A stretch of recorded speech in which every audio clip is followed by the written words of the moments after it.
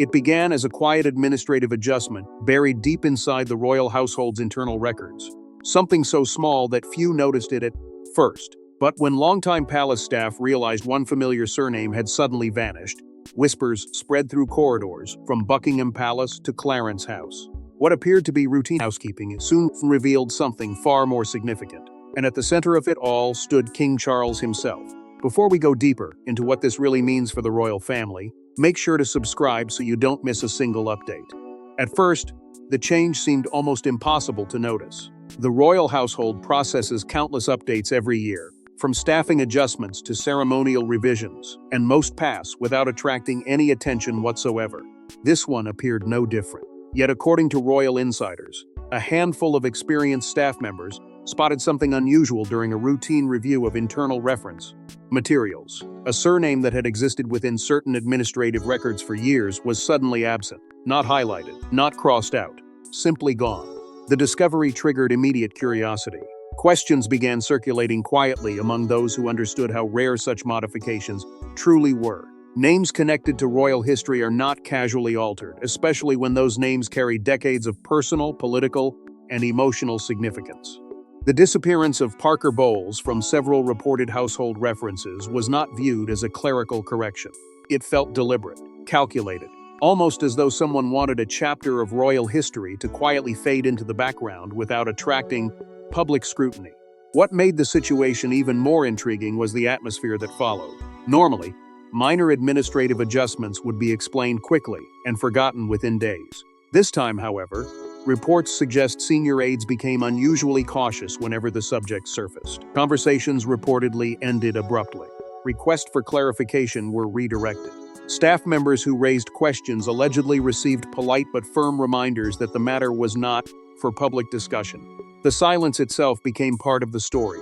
As the rumors spread, attention inevitably shifted toward one critical question: who had authorized the change? Such a decision could not simply emerge from a lower administrative office. The deeper insiders looked, the more they reportedly encountered suggestions that the matter had traveled through the highest levels of royal administration. That realization transformed what appeared to be a simple record update into something far more consequential. Because if approval had indeed come from the top, then this was not merely an administrative choice. It was a statement. Soon, whispers began pointing toward King Charles. According to various royal commentators and palace observers, the king had reportedly spent months engaged in private consultations regarding the future structure of the monarchy. Since ascending the throne, he had repeatedly emphasized stability, continuity, and long-term planning. Yet those discussions were rarely visible to the public. They unfolded behind closed doors, away from cameras, headlines, and official announcements. Now, some insiders wondered whether those private conversations had finally produced a tangible result. The timing only deepened the mystery.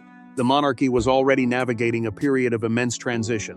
Questions about legacy, succession, public trust, and the institution's future seemed to hang over every major decision. Against that backdrop, even the smallest symbolic action could carry enormous meaning. A name removed from a register might be insignificant to outsiders, but within royal circles, symbols often matter as much as formal decrees. Sometimes more. As speculation intensified, royal watchers began revisiting events from previous months.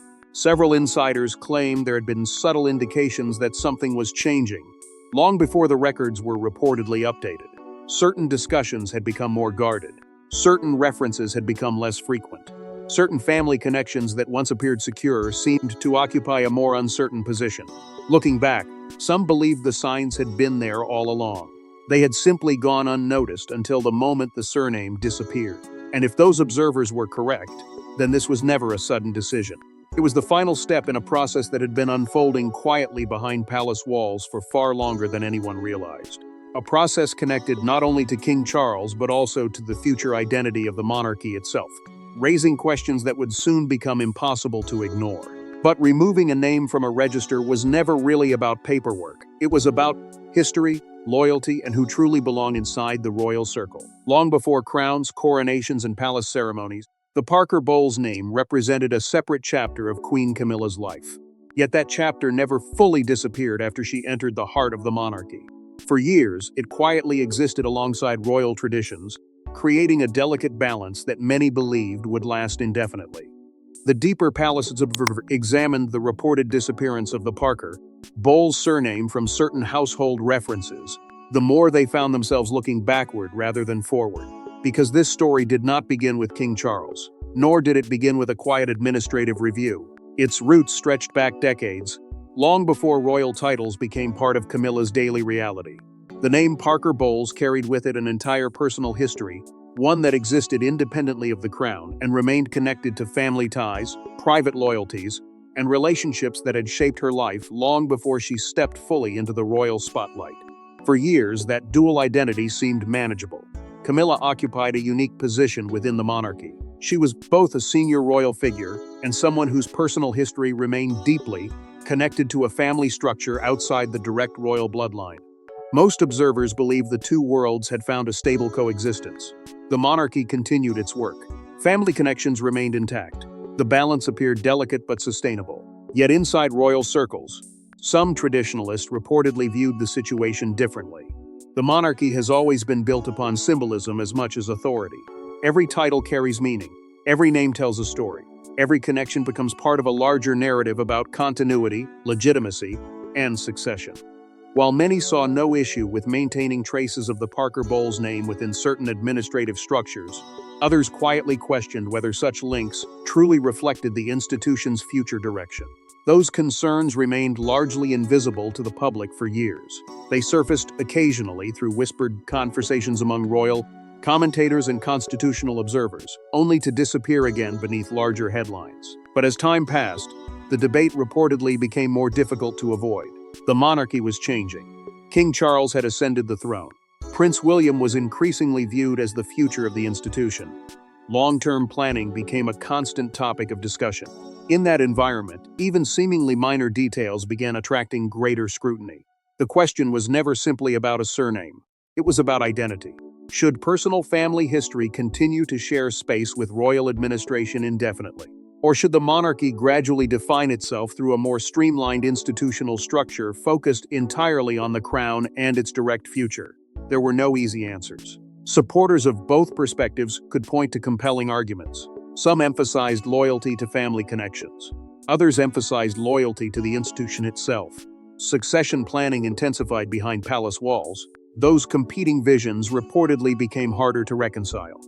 The closer attention shifted toward the future reign of William, the more discussions about long-term royal identity appeared to gain urgency. What should remain? What should evolve? What traditions strengthened the monarchy? And which connections risked creating complications down the road? These were not questions designed for public debate. They were questions being examined quietly among those responsible for protecting the institution's future. What made the situation especially sensitive was the emotional weight attached to every possible outcome. Any decision involving the Parker Bowles name could never be viewed as purely administrative. Personal history, family pride, and decades of relationships were woven into the issue. Removing a reference might be interpreted as a symbolic separation. Leaving it untouched might be interpreted as preserving old ties during a period when the monarchy was trying to define a new era. Either choice carried consequences. And according to growing palace whispers, those consequences were becoming impossible for King Charles and his advisors to ignore. What once seemed like a settled balance was beginning to look increasingly fragile. The quiet debate over names, identity, and institutional priorities was no longer confined to private conversations. It was gradually moving closer to the center of royal decision-making itself, setting the stage for choices that could reshape far more than a single household record. As Charles looked toward the future of the monarchy, questions about old connections became harder and harder to ignore. Reports suggest that as health concerns and succession discussions intensified, King Charles became increasingly focused on the institution he would eventually leave behind. What mattered now was not personal comfort but the shape of the monarch's future. And that future demanded difficult decisions. The questions surrounding the Parker Bowles name did not emerge in isolation. They arrived during a period when the monarchy itself was facing profound uncertainty. According to royal insiders, King Charles found himself increasingly occupied by matters far larger than day-to-day royal duties. Conversations that once focused on immediate responsibilities reportedly shifted toward legacy, continuity, and the future stability of the crown. The challenge before him was no longer simply governing in the present. It was preparing the institution for decades that he might never personally oversee. As reports of health concerns continued to circulate and discussions about succession became more frequent, palace observers noticed a subtle but meaningful change in priorities. The focus appeared to move away from preserving existing arrangements and toward evaluating whether those arrangements would serve the monarchy in the years ahead. What had once seemed permanent was now being examined through a different lens. Every tradition, every structure, every symbolic connection. Nothing was entirely immune from review. At the center of those discussions stood Prince William. While Charles remained king, there was growing recognition that decisions being made today could directly influence the reign that would eventually follow.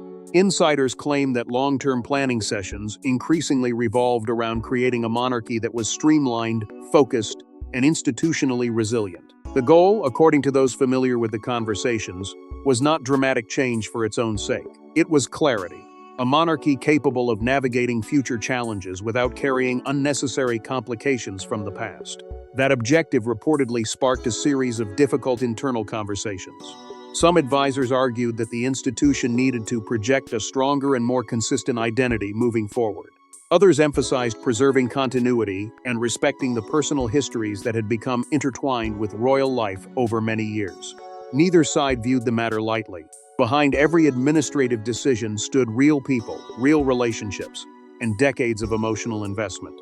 Yet the pressure to make choices was growing. What made the situation especially delicate was the contrast between personal loyalty and institutional responsibility. Charles had spent much of his life balancing those competing forces.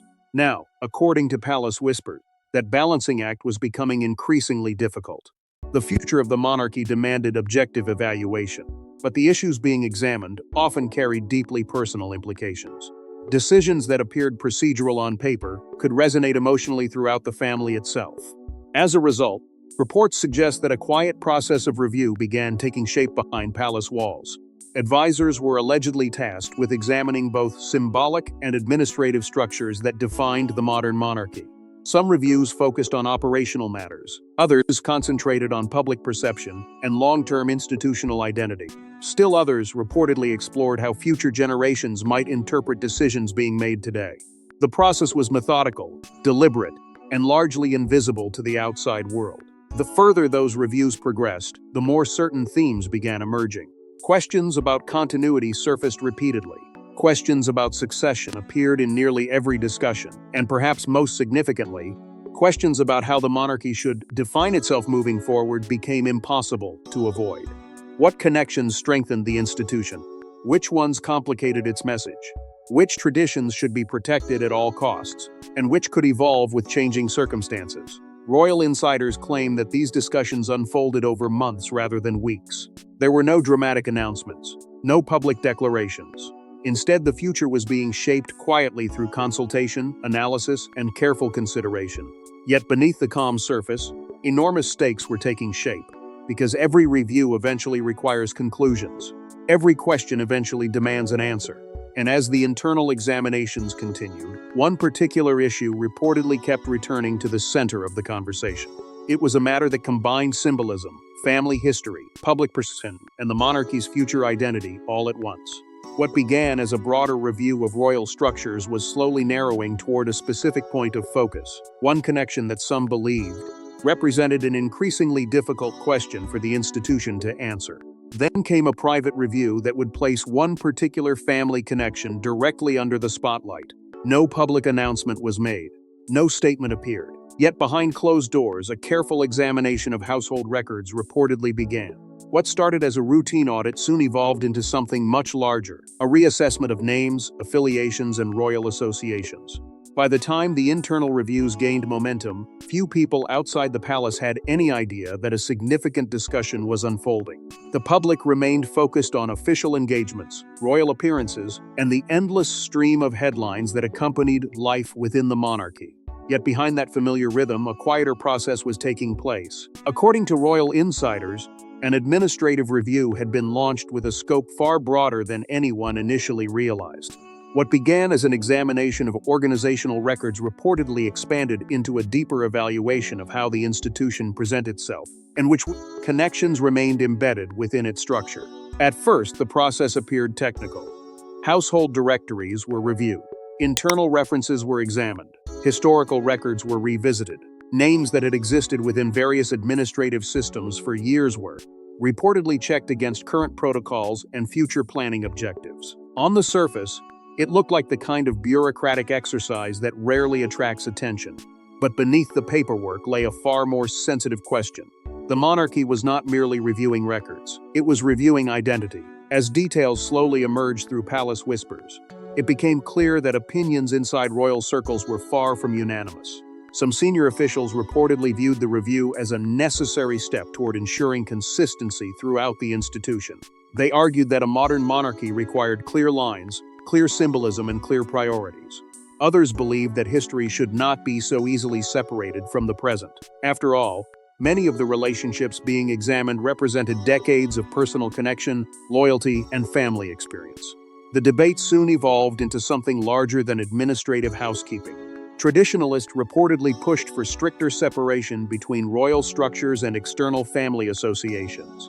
They viewed the monarchy as an institution that should project a singular identity, especially during a period when questions about succession and future leadership were becoming increasingly important. To them, clarity was not simply desirable, it was essential, yet not everyone shared that perspective. Some advisors allegedly cautioned against reducing complex human relationships to institutional categories. They argued that personal history could not simply be erased because circumstances had changed. Behind every name sat a story. Behind every connection stood years of lived experience. The challenge was finding a balance between respecting those realities and protecting the long-term interests of the crown. That tension reportedly shaped nearly every stage of the review. Meetings stretched on. Recommendations were revised. Questions that appeared straightforward often revealed unexpected complications. The more deeply officials examined the issue, the more they realized they were navigating a delicate intersection of family, symbolism, and royal strategy. There were no easy solutions because every possible outcome carried consequences. At the center of these discussions stood the growing concern over institutional clarity. According to several palace observers, this principle gradually became the dominant theme driving the review forward. The monarchy was preparing for the future. Future generations would inherit the structures being established today. Decisions made now would influence how the institution was perceived years from now. For many advisors, that reality demanded careful consideration rather than emotional attachment. As the review neared its conclusion, reports suggest a series of recommendations began taking shape. The proposals reportedly reflected months of analysis, debate, and consultation. Some were administrative, others were symbolic. But together they pointed toward a broader vision of what the monarchy should represent moving forward. The question was no longer whether changes should be considered. The question was whether the king was prepared to authorize them. That final responsibility rested with Charles alone. Advisors could evaluate, officials could recommend, traditionalists could argue their case. But the ultimate decision belonged to the monarch. And as reports of the review's conclusions quietly circulated among those closest to the process, many believed the moment of choice was approaching far faster than anyone expected. When the recommendations finally reached the king's desk, the decision before him was both simple and deeply symbolic. According to palace whispers, the order was delivered quietly and executed without ceremony. There were no dramatic confrontations and no public declarations. Yet insiders claimed the impact was immediate. A name that had lingered around royal administration for years was suddenly gone. For months, speculation had surrounded the internal review, but few expected it to culminate in a decision that appeared so simple on the surface and yet carried such powerful implications beneath it. According to reports circulating among royal observers, once the recommendations reached King Charles, the process moved forward with remarkable speed. There were no lengthy public debates, no carefully staged announcements, no effort to transform the moment into a headline. Instead, the decision was reportedly handled with the same quiet precision that had defined the review itself. Sources familiar with palace operations suggest that approval came through established administrative channels. What had once existed within certain records was revised. References were updated, directories were adjusted. The change reportedly appeared almost overnight. To outsiders, it would have seemed insignificant. Most people would never have noticed. But inside royal circles, where every detail is scrutinized and every symbol carries meaning, the update landed with extraordinary force. The reaction among palace staff was reportedly immediate, not because the adjustment affected daily operations in any dramatic way, but because many understood exactly what it represented. For years, the Parker Bowles name had existed as a quiet reminder of a personal history connected to one of the most prominent figures within the monarchy. Its reported removal signaled something larger than administrative housekeeping. It suggested a shift in priorities, a shift in emphasis, perhaps even a shift in how the institution wished to define itself moving forward. As word spread internally, questions inevitably turned toward Queen Camilla. Palace insiders claimed there was intense curiosity regarding how she might respond to such a symbolic development. Yet, as with so many matters involving the royal household, certainty remained elusive. Rumors emerged almost immediately. Some suggested disappointment, others claimed acceptance. Still others insisted the situation was being exaggerated entirely. The truth became difficult to separate from speculation.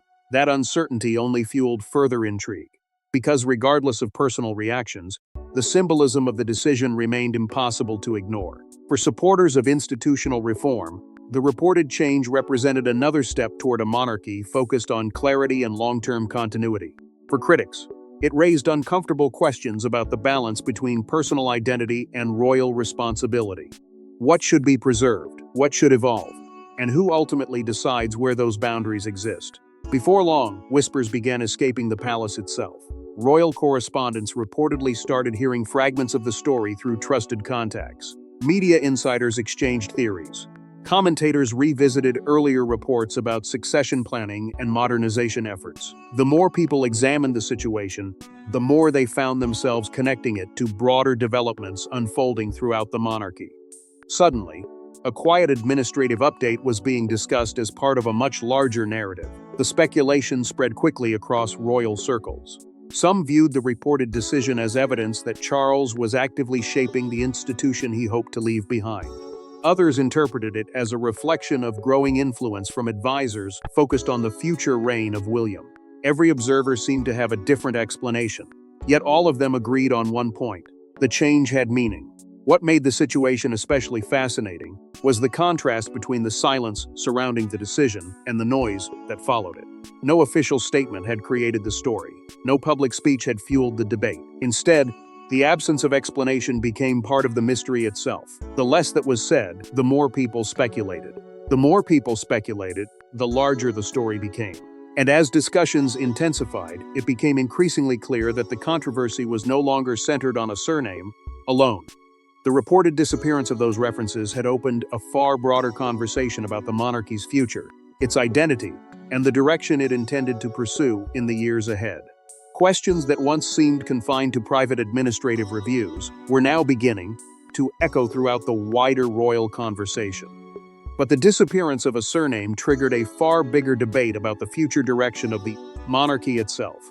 For years, Prince William has been associated with a leaner, more focused monarchy. Supporters argue that every institution eventually chooses between tradition and adaptation. Now, many wondered whether Charles's decision reflected a broader vision already taking shape for the next reign. As discussions surrounding the reported removal of the Parker Bowles surname continued to spread, attention gradually shifted away from the decision itself and toward what it might represent. For many royal observers, the story was no longer simply about administrative records or symbolic changes. It was becoming a conversation about the future. More specifically, it was becoming a conversation about the monarchy Prince William might one day inherit. Over the years, William has developed a reputation as someone who understands the importance of tradition, while also recognizing the realities of a changing world. Supporters frequently describe him as a future king focused on efficiency, clarity, and public trust. Rather than expanding the institution, many believe he favors a more streamlined approach, one in which the monarchy concentrates on its core responsibilities while reducing unnecessary complexity. Whether those perceptions are entirely accurate or not, they have become a significant part of the public conversation surrounding his future reign. That is why the reported changes within the royal household attracted such intense attention.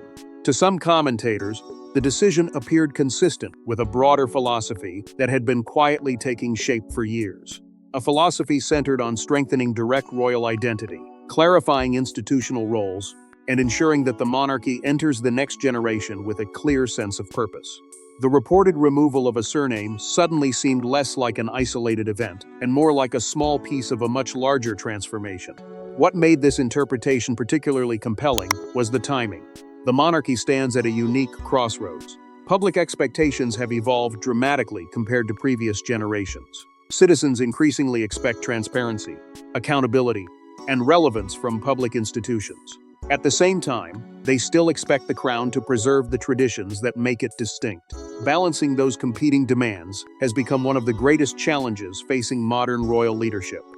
According to palace observers, that challenge has influenced countless discussions about the monarchy's future structure. Questions about efficiency are no longer confined to financial matters or staffing decisions. They now extend into broader conversations about identity, symbolism, and public perception. What should the institution represent in the decades ahead? Which traditions strengthen its connection to the public? Which associations risk creating confusion about its purpose? These are questions that reportedly occupy increasing amounts of attention among those planning for the future. The emphasis on direct royal lineage has become an especially important theme within these conversations. Supporters of a streamlined monarchy argue that maintaining a clear focus on the immediate line of succession helps reinforce stability and public understanding. In their view, clarity creates confidence. Confidence creates continuity, and continuity remains one of the monarchy's greatest strengths. Whether intentionally or unintentionally, the reported decision involving the Parker Bowles name appeared to align with that perspective.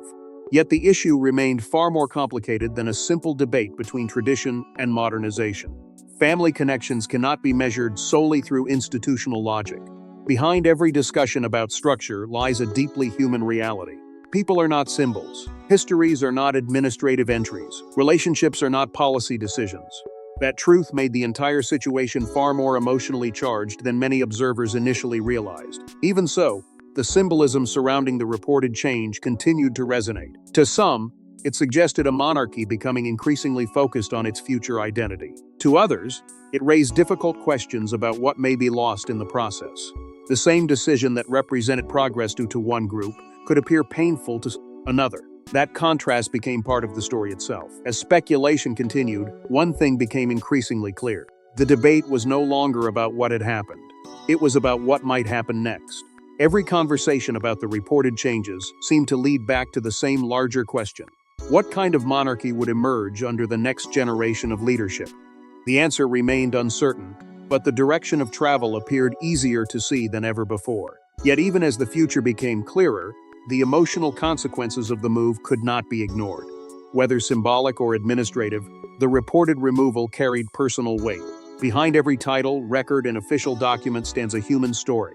And for Camilla, the Parker Bowles name represented a lifetime that existed long before royal duties entered the picture. As the debate surrounding the reported changes continued to grow, many observers began focusing on an aspect of the story that could not be measured through administrative reviews, succession planning, or institutional strategy. Beneath every discussion about records and royal structures stood something far more personal. There was a human dimension to the controversy, one rooted in memory, identity, and the complicated journey that had brought Camilla to the center of the monarchy. Long before royal titles became attached to her name, Camilla lived an entirely different life. She built relationships, raised a family, experienced triumphs and disappointments, and established an identity independent of the institution she would later join. The Parker Bowles name was not simply a collection of letters appearing in official documents. It represented decades of personal history. It carried memories of family milestones, private struggles, and chapters of life that existed before the responsibilities of the crown entered the picture. That reality is what made the reported changes so emotionally significant to many observers.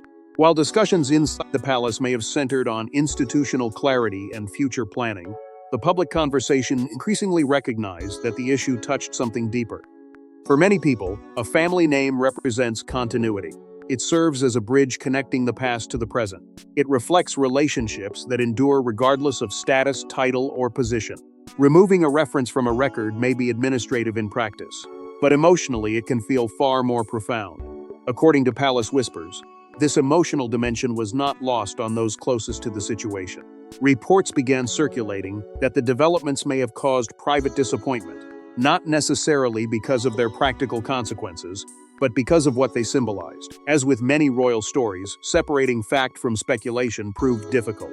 Yet the persistence of these reports revealed how strongly people connected the issue to questions of loyalty, belonging, and personal identity. For Camilla, the challenge reportedly involved balancing two worlds that had coexisted for many years. On one side stood family connections that predated her royal role. On the other stood the responsibilities that accompanied life within the monarchy. For a long time, those worlds appeared capable of existing together. But as the institution increasingly focused on its future direction, maintaining that balance may have become more difficult than ever before. The situation also placed King Charles in a uniquely complicated position. Throughout his life, he has often been portrayed as a figure navigating competing loyalties. In this case, according to royal observers, he reportedly found himself caught between personal affection and institutional responsibility. The monarchy demanded long-term planning. The crown required difficult choices, yet those choices inevitably affected people with whom he shared deep personal bonds. That tension became one of the most compelling aspects of the entire story. It transformed what might have been viewed as a simple administrative matter into something far more emotionally charged. The contrast was impossible to ignore. On one side stood the future of the institution. On the other stood the personal histories that had shaped the lives of those within it. Neither side could be dismissed.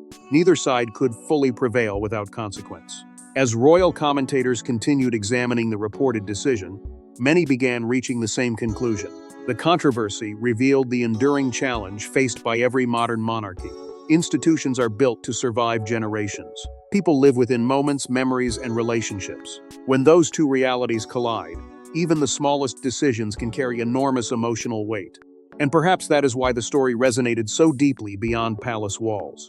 It was never solely about names, records, or reviews. It was about the difficult choices that emerge when duty and personal history pull in different directions. It was about the sacrifice demanded by institutions built to outlast individuals. Most of all, it was about the human cost that can accompany even the quietest royal decisions. As the dust settled, the monarchy found itself confronting a larger question that reached far beyond one family name. In the end, this story was never simply about a surname. It was about legacy, about what survives when reigns end, generations change, and history begins passing judgment. And according to those closest to the institution, King Charles may have made his choice. As months of speculation, quiet reviews, and whispered conversations gradually merged into a single narrative, a larger picture began to emerge. The reported removal of the Parker Bowles surname from certain royal references was never significant because of the paperwork itself. Documents can be amended, records can be updated, administrative systems evolve constantly. What captured attention was the meaning many observers attached to the decision. It appeared to reflect something deeper, something that extended beyond the present moment and into the future Charles hoped to leave behind. According to royal insiders, legacy has increasingly become one of the king's defining concerns. Like every monarch before him, Charles understands that reigns are temporary but institutions endure. Kings come and go, headlines fade, public controversies eventually disappear. Yet the monarchy remains, carrying the weight of centuries while constantly adapting to the demands of a changing world. That reality reportedly shaped many of the decisions made during this period of transition. The question was no longer simply what worked today. The question was what would still matter decades from now. That perspective helps explain why so many commentators viewed the reported changes through the lens of future generations. Supporters argued that preserving the monarchy requires difficult choices, especially when symbolic issues become intertwined with questions of identity and continuity. In their view, the institution functions best when it presents a clear image of its purpose and direction. Every adjustment, no matter how small, contributes to that larger goal. And from that perspective, the reported decision became part of a broader effort to prepare the monarchy for the challenges that lie ahead. At the center of those future plans stand Prince William and Princess Catherine. For years, they have been widely viewed as the faces of the next chapter in royal history. Their public roles have expanded, their responsibilities have grown, their importance within the institution has become increasingly apparent. As discussions about modernization and long-term stability intensified, many royal observers naturally connected those conversations to the future leadership team expected to guide the monarchy forward. That connection fueled even more speculation about the symbolism behind the reported changes. Some believed the decision reflected a desire to create a cleaner transition between generations. Others argued it represented a broader commitment to institutional focus. Still others saw it as evidence that Charles was actively shaping the framework William would eventually inherit. Whatever interpretation people favored, the underlying theme remained remarkably consistent. The conversation was about the future. Public reaction reflected that same divide. Some observers praised what they viewed as a thoughtful effort to strengthen the monarchy's identity during a period of uncertainty. Others questioned whether symbolic adjustments could ever be separated from the personal histories they affect. Both perspectives revealed something important. The monarchy remains more than an institution. It is also a collection of human stories. Every decision exists at the intersection of public duty and private experience. That tension has defined the entire narrative from beginning to end. On one side stood loyalty to family, personal history, and relationships formed long before royal responsibilities entered the picture. On the other stood the demands of an institution designed to outlive every individual connected to it. Neither side could be ignored. Neither side could fully prevail without sacrifice. The reported decision became powerful precisely because it embodied that conflict so clearly. As royal commentators continued debating its meaning, many arrived at a similar conclusion. The story was never really about one name. It was about how institutions preserve themselves while remaining connected to the people who serve them. It was about how leaders balance emotion with responsibility. Most importantly, it was about how history often reveals itself through decisions that appear small in the moment, but carry lasting significance over time. And perhaps that is the final lesson hidden within this controversy. The monarchy's future will not be shaped solely by grand ceremonies, historic speeches, or major constitutional events. Sometimes it will be shaped by quieter choices. Choices made behind closed doors. Choices understood fully only years later. Choices that seem minor until viewed through the lens of legacy. Because in royal history, the smallest changes often reveal the biggest truths. And sometimes the quietest decisions leave the deepest mark. Thanks for watching. Please don't forget to like and subscribe, and we will see you in next one.